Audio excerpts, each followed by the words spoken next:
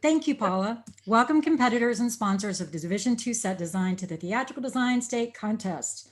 Obviously, we would have preferred to be gathering in person and giving you that one-to-one experience with our expert critic judges, but it was not to be. You will be receiving your individual critiques written in your ballots. And yet we still wanted you to have a chance to get to know the judges and for them to have a chance to speak to all of you. So this session, you are fortunate this year to be judged by Mr. Kevin Rigdon. He has an extensive list of incredibly impressive design credits on Broadway, in London, off-Broadway, and regionally.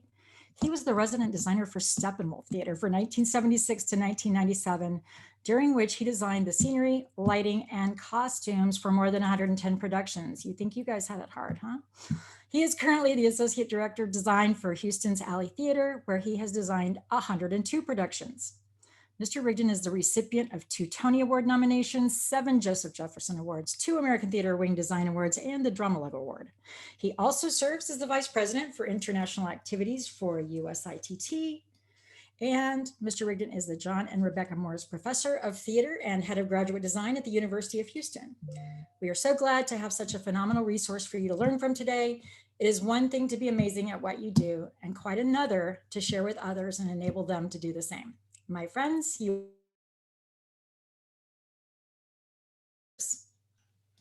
Now I'm humbled. Hello, everybody. we can give him some applause, y'all. Hey, it's good to see. I can only see a handful of you, but I see that there are 26 some odd participants. Uh, but it's interesting. You having spent the last year teaching graduate design via Zoom, I've learned a lot about what works really well on Zoom and what doesn't work very well on Zoom. And one of the things that I thought about today was that while I miss us all being together and gathering around the boards and looking at the work and talking directly to the students, you're actually getting kind of a neat opportunity because instead of me being there, you're actually coming to my place. And I'm actually sitting in my design studio where I've been working all day on a show. In addition to being a teacher, my primary profession is being a theater designer. This is something that I have done virtually every single day of my life since I was actually your age. Because I started this when I was in high school. I've never had any job outside of working in theater except for when I delivered newspapers in junior high school and worked in a clothing store when I was in high school. And after a while, those don't really count. So I've spent my entire life doing this. I am currently, as we sit today, I have 8 shows in pre-production. And these 8 shows will start going into the theater and in rehearsal starting in September. So starting from September, the 1st of September through the middle of May, I have 8 shows that are consecutively opening, one right after the other. In some cases, I have a couple of weeks between going in the tech rehearsals, but I have actually one show where the preview process and the tech process are overlapping. Fortunately, the 2 shows are in the same theater, so I only have to take the elevator down 3 stories to go from one theater to the next, but I can't clone myself. So, when I talk to you about design, I talk to you about design as a working professional. I'm not really good about talking about a lot of the theory of design. I started out as the theater of earn as you learn theater. I spent 1 semester in college. This is not exactly a path that I would recommend today, but in my life, it happened and it has worked out well. So not only am I totally unqualified in any aspect, but no, that's not true. I was very fortunate. I was able to be in the right place at the right time and to recognize opportunities and to seize those opportunities. And as Rachel said, my career has spanned, in a curious way, I have spent most of my career working with a resident company of actors, which is unusual in the United States and is a completely unheard of thing to happen. My life with Steppenwolf Theater, 100 some odd shows, the Alley Theater with a resident company, 100 some odd shows, the Atlantic Theater Company in New York, which was a resident company of actors, Lincoln Center Theater, which at that time had a resident company of actors, the Peter Hall Company out of London, again, a resident company of actors. So it's been an interesting life. So I've worked with a very tight group of artists my whole time.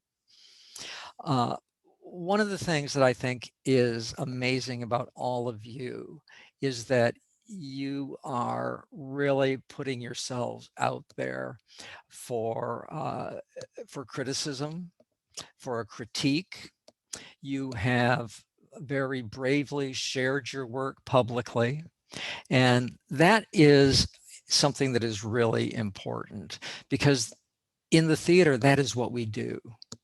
Tennessee Williams, who was an incredibly shy, a painfully shy individual, once wrote that his world was very closed. He kept himself very tight, closed to other people.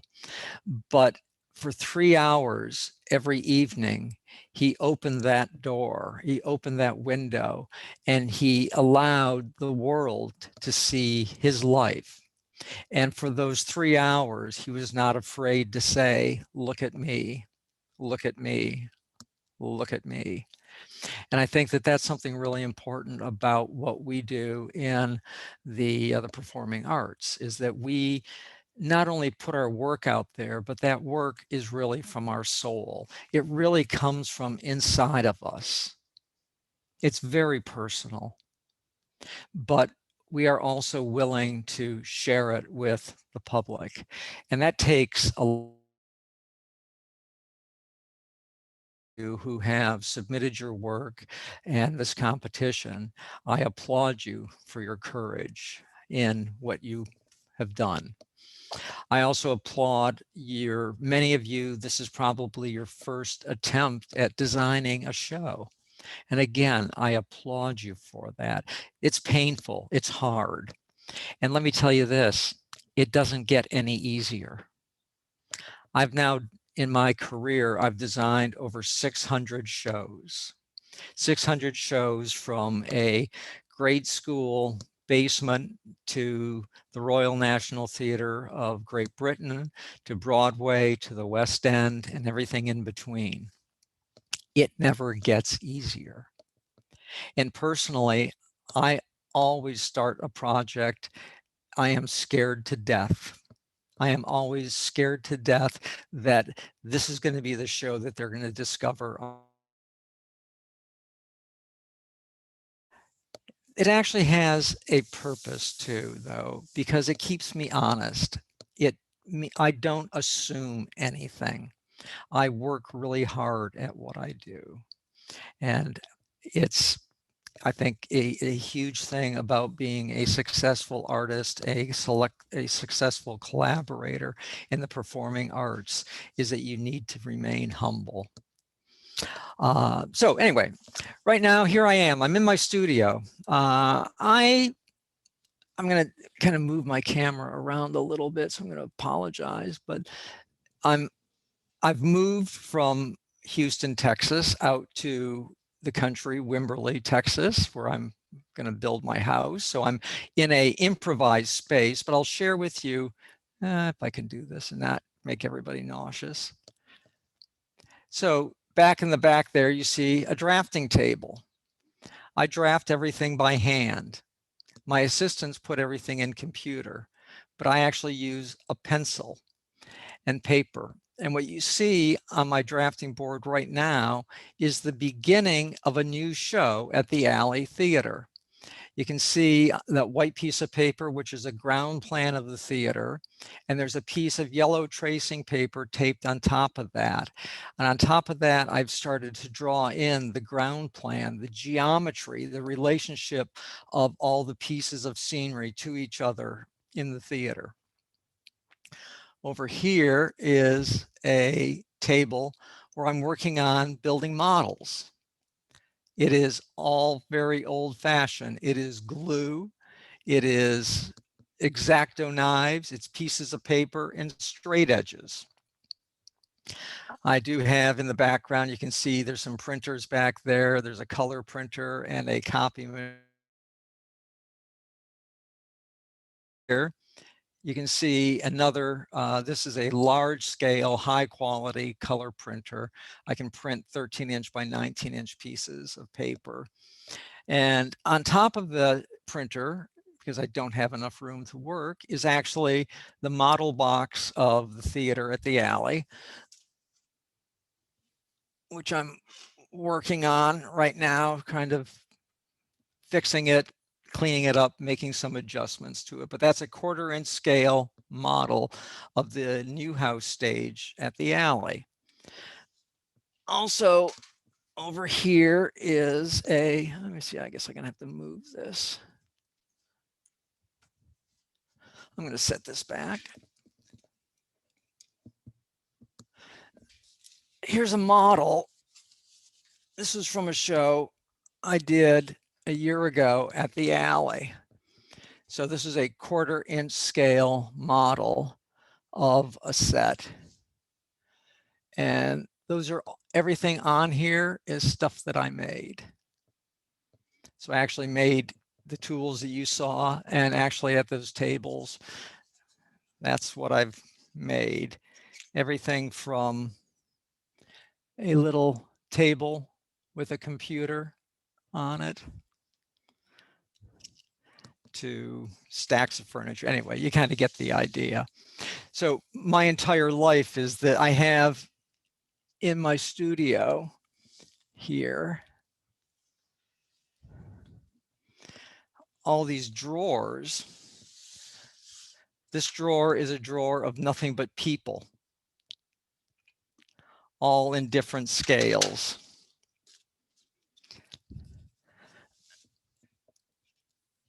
Sorry if I make everybody nauseous moving the camera around to give you an idea. 1/4-inch scale people.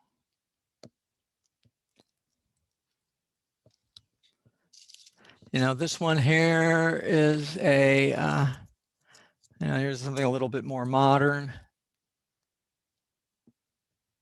What I do is I take the costume designer's renderings and I reduce them in scale, and I make little people to populate the set for Sense and Sensibility. So not only it becomes a very cohesive production, I have around me here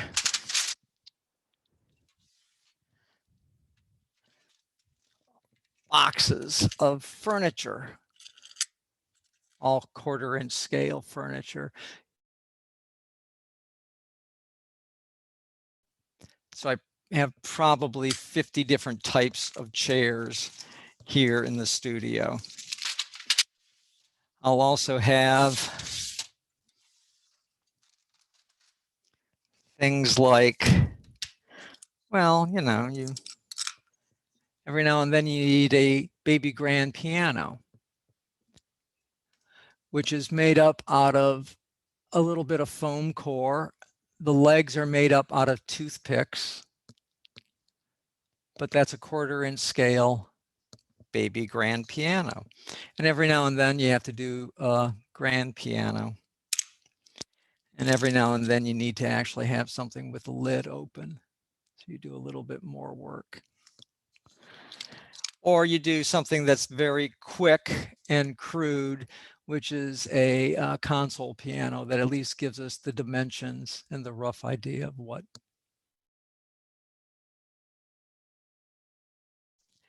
One of the great things I do is I play miniature dolls for a living.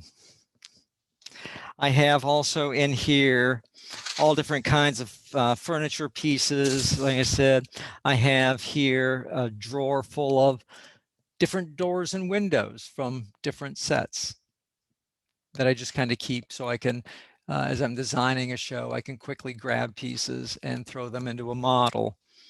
You know, sometimes they're little screen doors.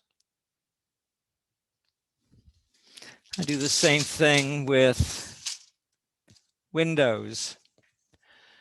This was from a show. This was an early draft of a show for, again, a white paper model that just gives you the dimensions. But again, everything that's cut out, the windows are all cut out.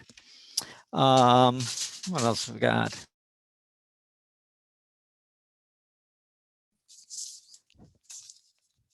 Have all kinds of things like brick that are Xeroxed. That's 1/4 inch scale brick, so that I can quickly grab that and put that into a model. I also have dimensional brick that I can put into a model. And what else have I got laying around here? See how much. Oh, here. Ah.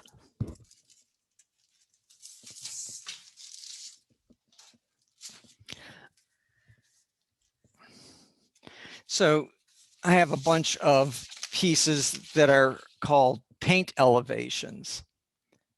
So these are scale drawings that I produce that they actually paint the show from. So this, what you're looking at here, this was a 32-foot tall by 62-foot tall translucent. They actually paint the show from. And now that was all done digitally on Photoshop. Then another version of a show, again, paint elevations. These are all just hand drawn, hand painted.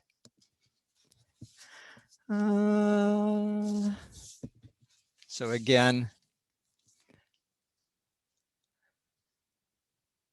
so you actually see that the plastic on here, this is all the paint spattered. That's from the scenic artists that stand out on the theater or out on the shop floor. And this is how they paint the scenery. So these are called paint elevations. And, you know, here's a different version. These are all digital. So again, it's a paint elevation, but it's all done digitally. And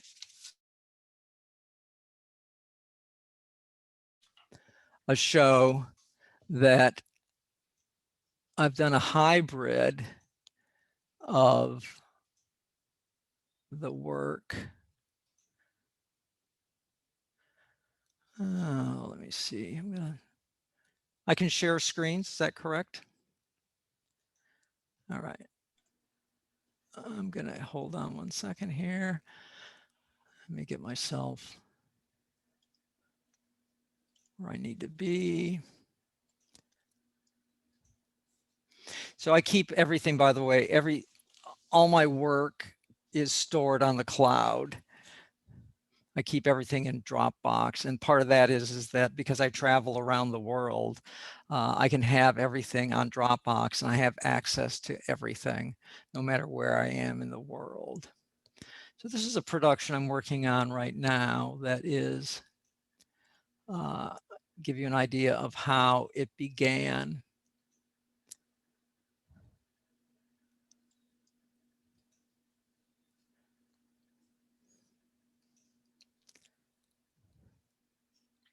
You should be able to share your screen now. Yes. There you go. Okay, so I'm going to open up a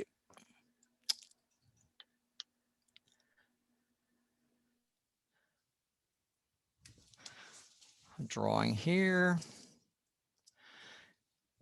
So this is a preliminary layout. This is a ground plan. Everybody can see my cursor, right? Audience sits here. We're looking, this is the back wall of the set. and we're looking down on it. It's a ground plan. It's just drawn by pencil, drawn to scale. Then from that, I will of drawings that are elevations looking at the wall. So this is a side wall looking straight at it. We see a door, we see it's a panel door, we see a truss above it. Right, so I would draw all of that. Then eventually I created that, which is a perspective sketch. This is in pencil, showing us the front of the set, a rendering, all right? Then from here, I worked on creating the scenery, the additional pieces of scenery for the show. So for example, and again, from here on, everything was done in Photoshop. So I've now added a group of elements. It took me maybe an hour to do the perspective sketch, maybe an hour to do all the plans. And then here I had gone on the internet and I found folding chairs. I found the Virgin Mary. I found the candles. I brought them all into Photoshop, resized them, and put them in the space. So now we're starting to get an idea of the world of the theater, plus all the things that are hanging in the theater. And then I would do the same, doing the same thing with each set for the show. So there is there's a coffin. So that coffin is another layer in the file. The play takes place in a funeral home. Also add a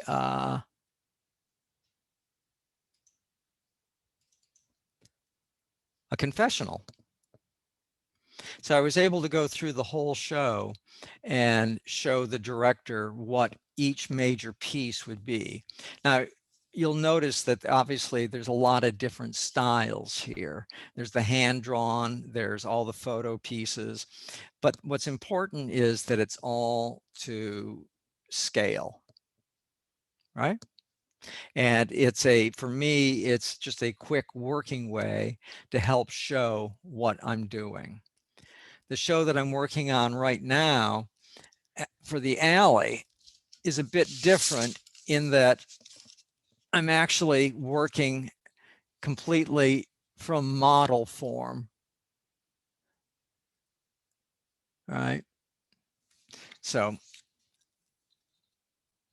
stop sharing here. So now I'm into the idea of I've taken a photograph of a horizon with a sky, and I've altered the size of it, I've altered the color of it, and now I'm in the process of creating within that arena theater. I'm creating a wraparound cyc that covers all the interior walls of the theater. So what's going to become interesting about that show is that there will be no scenery on stage other than a floor. The scenery is actually covering all the interior walls of the theater so that the audience is actually in the place where the show takes place. So, you know, we can't all be there together, but now you just got an opportunity to be in a working designer studio and see what are the things that we really work with. At the end of the day, my most important tool is this and this. A lot of things I do by hand, a lot of things I do by digital, but again, it's becoming a master of all those tools and using those tools when we need to use those tools. So there's no just one tool to use. The one thing I don't do is I don't draft in CAD, only because I I've spent a lifetime drawing. I've been doing this for 40 some years. I can pick up a pencil and a piece of paper and I can sketch, I can draw in 1/4 inch scale by hand and be accurate within an inch or two in 1/4 inch scale.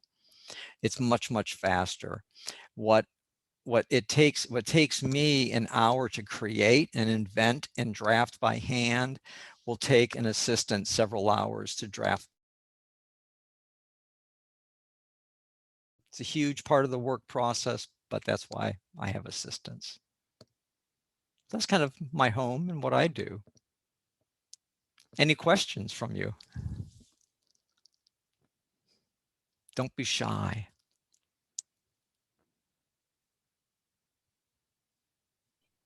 Can you guys hear me? Yeah.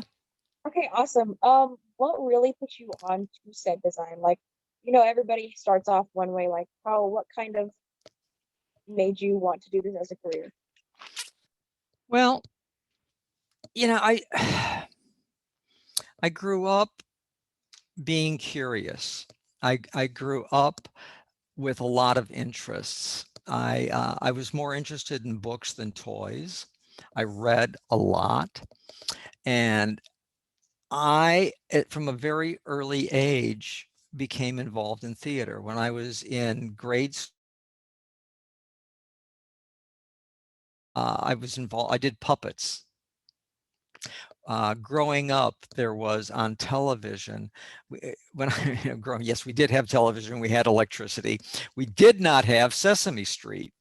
What we had was Kukla, Fran, and Ollie, more puppets. And again, the Muppets are essentially, sophisticated sock puppets. Kukla, Fran, and Ollie were sock puppets. And a man by the name of Burr Tillstrom was the genius behind those puppets. And he was a staple of daytime television. It was broadcast live. And it was amazing. It was amazing work. Many, many years later, I actually had the opportunity to work with Burr Tillstrom as an adult.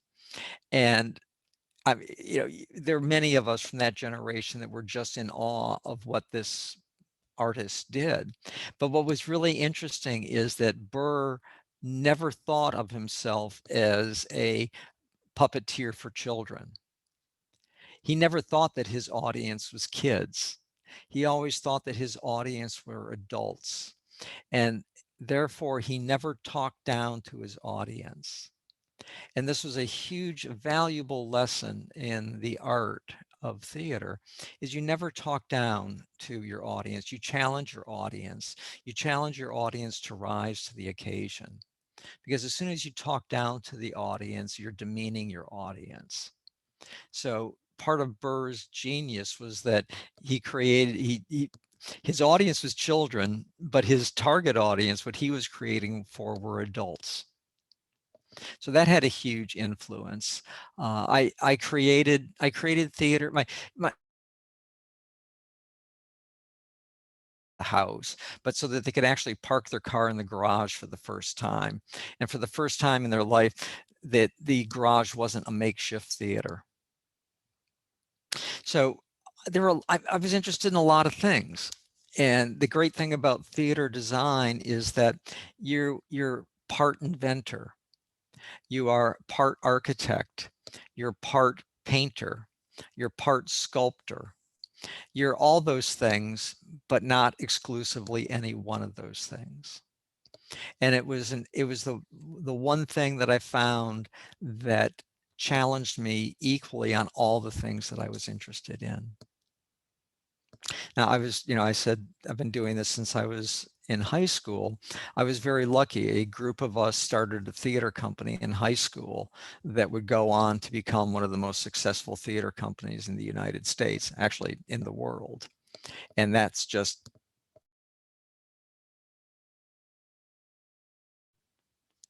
Did that answer your question? Yes, that answered it perfectly. Thank you. Why are you interested in theater design? Well, this year, this is my first year ever doing it. Mhm. and my first year ever doing UIL theatrical design anyways. But my teacher was like, I just think you would excel at it really well. And I had always been fascinated in how a set completely comes together because I've always been an actress, but I've never like ever been into like the tech. So I was like, okay, but I'm still fascinated in it. And after I started, designing my own set and things like that, I was like, wow, this is phenomenal.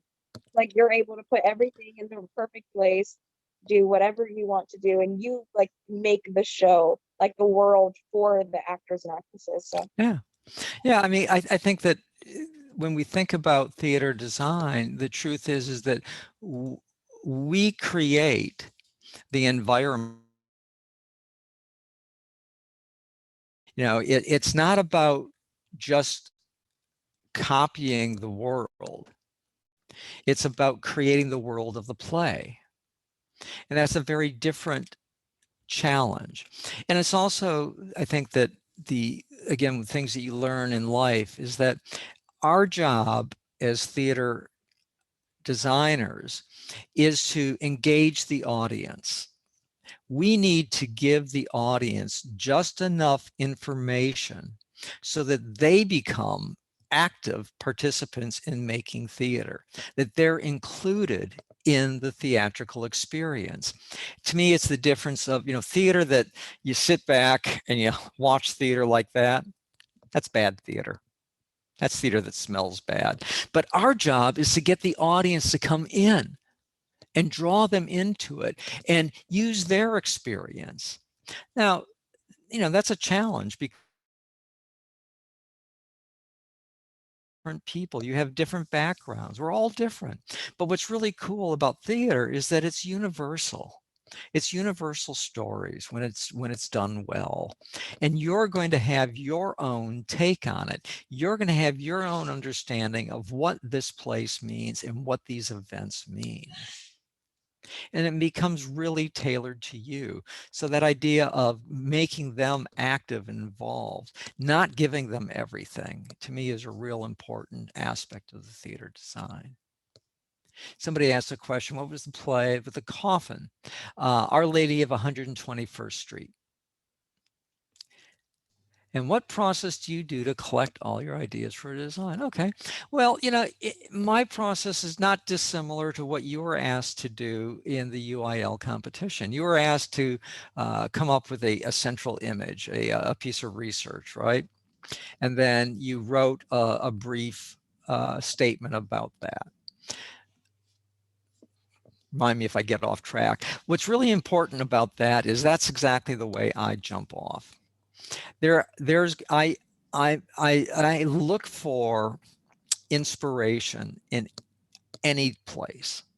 I'm an avid thumber through of magazines and photographs and look at all kinds of things. I've become an incredible researcher online because I know how to ask questions. And what's really hard is that throughout the whole process of designing, I try to keep a really open mind. I try not to jump to on top of an idea and stay focused on the idea. Part of it is I'm a procrastinator. And procrastination in the arts is not avoidance of doing the work. It's about the joy and the pleasure of doing the research and the inspiration for the work. So I give myself a lot of time to do what I have a technical word for it. It's called squirreling. I I have on my like right now, if I were to show you my desktop, it's a nightmare of folders because I'm working on these 8 shows and they're all in various stages of being done. But those 8 folders are jam-packed with stuff. And it's just images that I find that interest me. And here are my rules is that I don't spend a lot of time thinking about what it is that I've seen. It can be anything. It could be an ad for a kitchen in a magazine, but I'm looking at the way the counter, which is maybe stainless steel, intersects with the splash, which is really keep it. And I do this for quite a while. I just images. I tear things out of magazines. I tear things out of newspapers. I copy things out of books. It doesn't matter where it's coming from. But eventually what I'll do is I reach a point where I'm starting to look at my watch kind of going, oh, okay, I now actually have to start producing work. Then I'll start to look at the images and I'll start to look for common threads. What is it that are in these images that are similar to each other? I may find I have 50 pictures and 49 of them are all variations on a theme. That tells me something. That tells me I'm on the right track. I don't need to know why or what that is yet, but I know that they're on track. Then I look at the one that's the outlier. What is it about that? Let Erica in. Somebody's in the waiting room. I'll let Rachel do that. So anyway, I'll look at that one that's the oddball piece, and I'll see, is that an outlier really, or is it something I really need to pay attention to? But I do a lot of inspiration. I used to call it research, but research is kind of like a dry, uninteresting word. In the film world, we call it a lookbook. And I think that in theater, that's a really good idea. It's that inspiration, it's those details, it's those looks that we're interested in that we can use to convey our ideas to other people. But for me, it informs me as to what it is about this world. It's like I'm working on a new play now that takes place in Arizona, and then the last scene of the play is across the border. And it is dealing with a family whose the mother is an illegal and the oldest son is an illegal, and then the two middle children are American citizens because of their father. And the mother has been deported. She can't come back in, and she only appears via phone conversations. So what's really important are the relationships between the people. It's not about the room they're in. The room they're in just provides an anchor, and I need a table and a chair. There are things that can happen around the table that wouldn't happen at a bar or at the stove. There are things that happen at the stove that wouldn't be right for. So you need these bits and pieces, but those bits and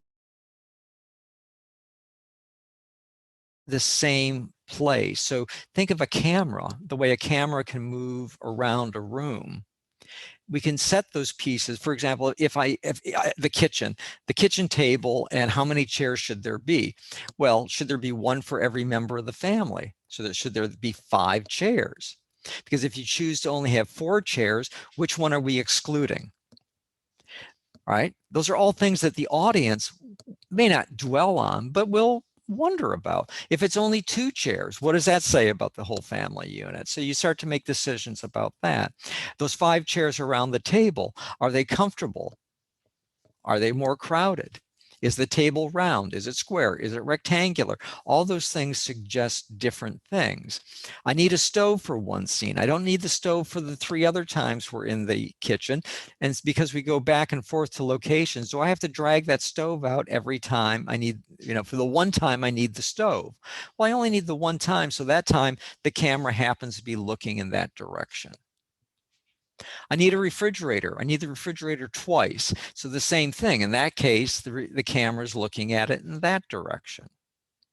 But the overriding image to me was the landscape in Mexico.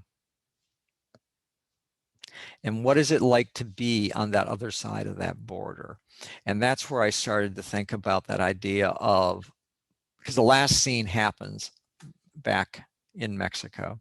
That's when I started to think about it's nature, it's the outdoors, it's this vista that completely encompasses the people, the actors and the audience. It's been there for the whole show, but the difference is that when we are in that last scene, it's now lit.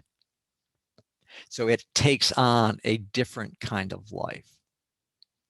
So my bits and pieces of research are really looking at a lot of different skies, a lot of different ideas, and then taking that and stylizing that.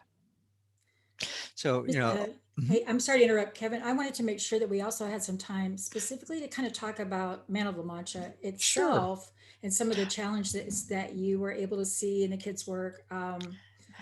Just because in terms of process and things, and some of what you're saying relates to it, but I just like giving you an opportunity to kind of talk about some of the things that you saw overall that the kids were doing well with, or things, areas where we had some struggles. Yeah. Well, Something I think directly to it's, that. yeah, I think this is a long introduction to understand a process that No, we as artists go through. absolutely. One thing that I know is that we all do something similar. We call it different things, but really the act of collaboration and the act of creation is really important, is that central image, that jumping off point, that inspiration. And a lot of it is what is it that I see in those images? So you were all asked to come up with a painting, an image, and then you wrote about that. So when I was looking at the adjudication, that was my jumping off point. I looked at the image you chose, and I looked at the words that you used to describe that place and what you saw in that image. Then I went back to your work and looked for that, looked for the evidence of that in your work. Some of you were really good at looking at almost a cubist piece and creating a cubist version of your set. Some of you looked at that geometry and all of that, and then I went and looked to the work, and then I saw, I can't find that in here, right? So I wonder how, my question is what is it you really were seeing? And then how we incorporate that in our work. There were a number of you that chose a Salvador Dali painting. My personal opinion is that no high school or college student should ever be allowed to use Salvador Dali as inspiration because it's complicated, it's complex, and it's so specific and so idiosyncratic to that artist that I think that it's a difficult thing to use for the inspiration. So there were a couple of you that used that painting, and for me, my eye goes in that painting. And here we are talking about Don Quixote and Man of La Mancha and the image of those windmills. And Dali's windmills have a real personality. There's a geometry to them that is very specific. There's a tatteredness to it. There's a tiredness to it. There's a worn feel to it. And when I then would go back and look at your design work, and then I would see brand new spanking freshly painted windmill wheels, it was like, where did you find that in this? So to me, that was confusing. So I think that for those of you who were most successful is that you actually accomplished what you said you were setting out. One of your, every piece, every one that I judged, I would start there. I would look at the picture, I would read what you said, I would take from my eye what you were saying about that painting, and I would jot down the notes, your words. For many of you, some of you in my critique, those are your words and how you stayed true to that. And it's complicated. It's not about being slavish to it, but it's being inspired by it. So for those of you who I said I didn't think that you stayed true to your inspiration, it wasn't about photocopying and staying and taking that actual thing and putting it in there. It was about capturing the essence of that.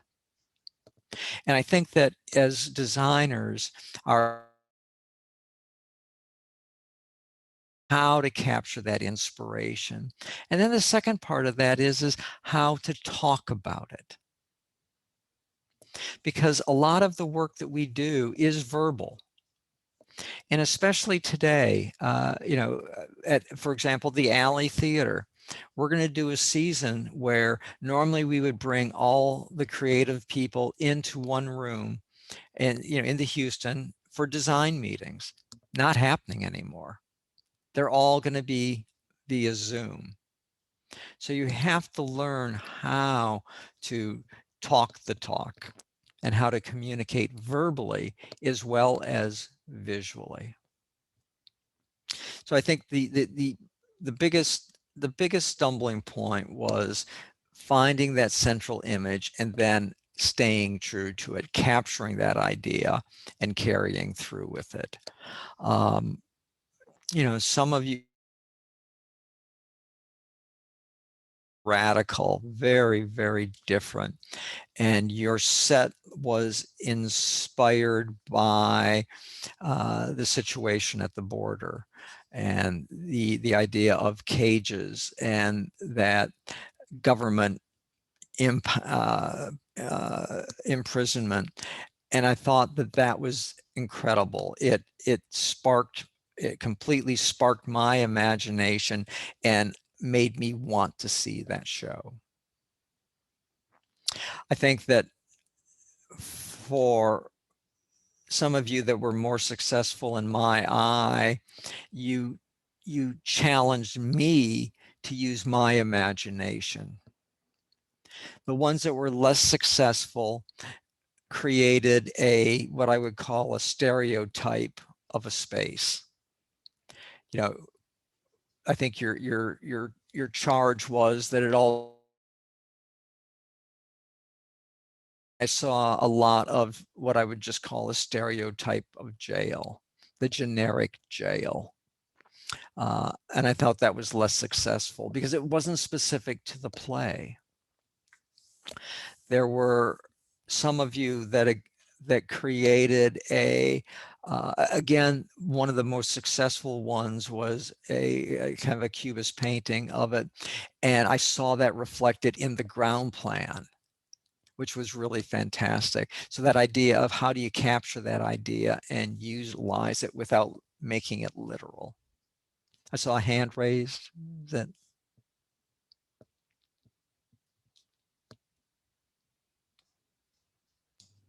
I can't see hands from here, but if somebody Yeah. has a question and they want to unmute and ask a question, you're welcome to.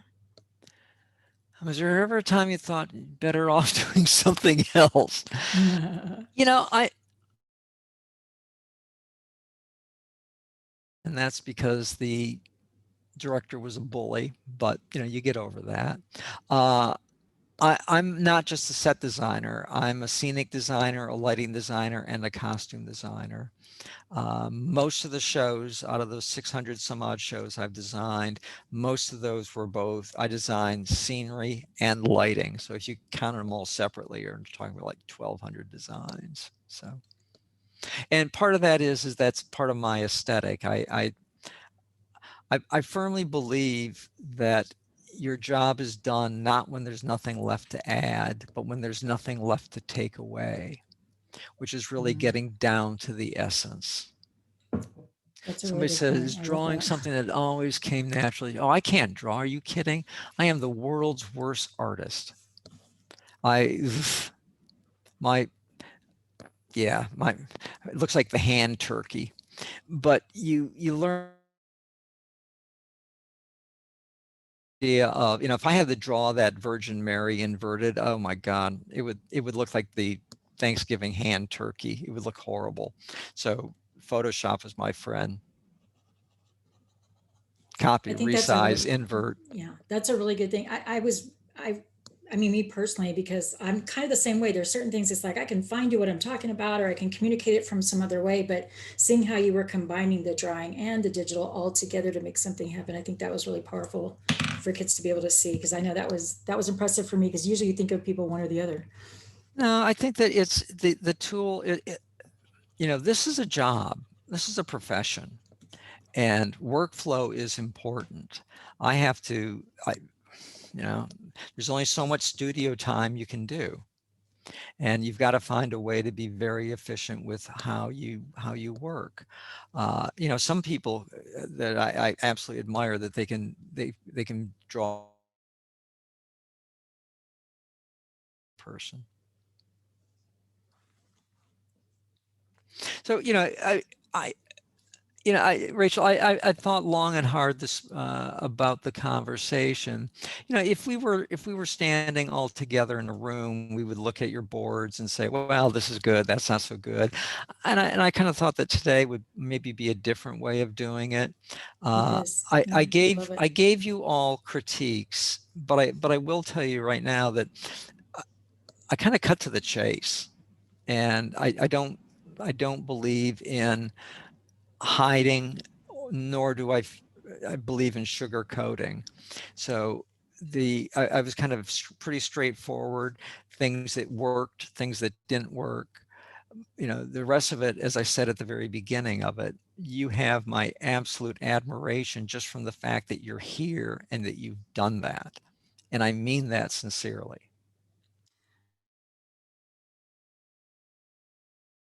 I'd like maybe to say, in looking over the field of work, if there was a certain area that you could say our contest as a whole could generally promote or help these kids work with and learn moving forward, or a skill that they could be working on based on what you've seen this year, an area they could all really use a challenge in or some extra work in.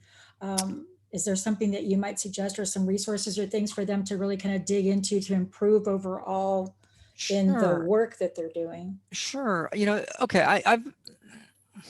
I've been doing this. I have been honored to participate in the UIL a number of times in the 20 some odd years that I've been in Texas. And I have to say that every year the quality of the work gets better. I think that part of that is that your mentors, your teachers, they are getting better at guiding you through the process. The UIL process has gotten better. I mean, I kid you not. I think the first year that I judged the UIL, most of the figures on the drawings were stick figures. They looked like they came out of the hangman's game. I didn't see any of that. I think that there's a level of artistic quality that has steadily improved. I know, because I'm somebody who teaches, I teach teachers, and I know that the Summer MA program at University of Houston has had an impact on the teaching, which I think is very positive. I think your teachers are embracing different techniques and sharing that with you. I think that a couple important things is, one, always be more curious. Why this? Why did I make this choice? And challenge yourself to come up with an answer. The other one is that when you do your sketches, include people.